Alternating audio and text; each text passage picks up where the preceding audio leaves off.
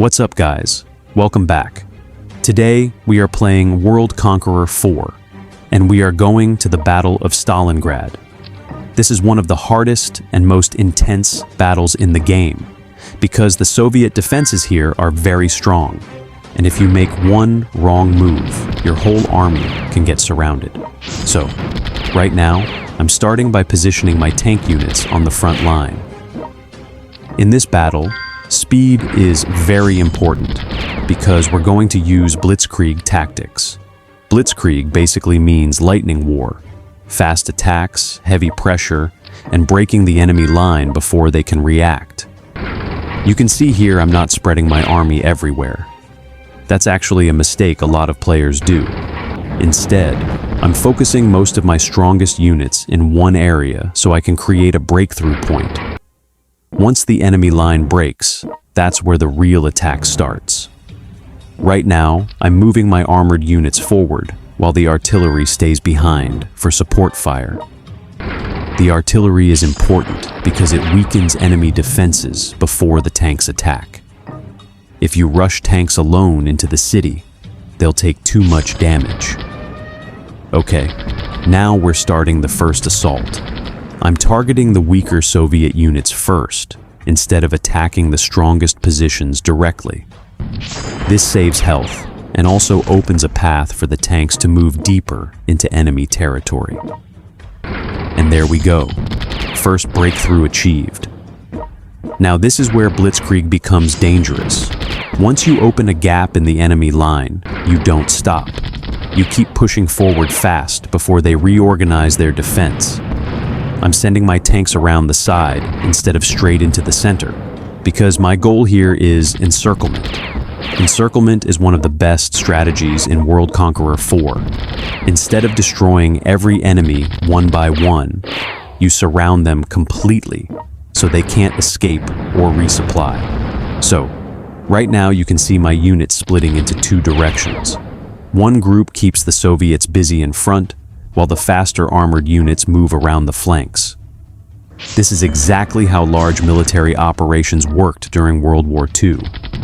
Honestly, this battle becomes really intense once you reach the city area, because urban combat slows down tank movement. Tanks are strongest in open terrain, not inside cities. That's why I'm using artillery and infantry to support the advance.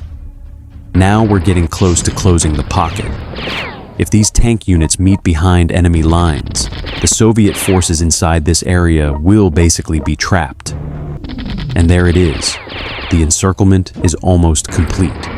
At this point, the enemy is surrounded from multiple sides. Once that happens, their units start losing effectiveness because they can't retreat properly. This is why positioning matters more than just raw attack power. I'm also trying to protect my generals here because generals are extremely important in this game.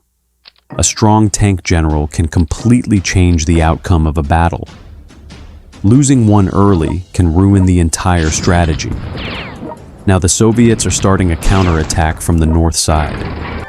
This is dangerous because if they break through my flank, my own tanks could end up surrounded instead. So I'm moving reserve infantry to defend the captured positions while my main force continues attacking. This is actually something a lot of players forget. Blitzkrieg is not only about attacking fast.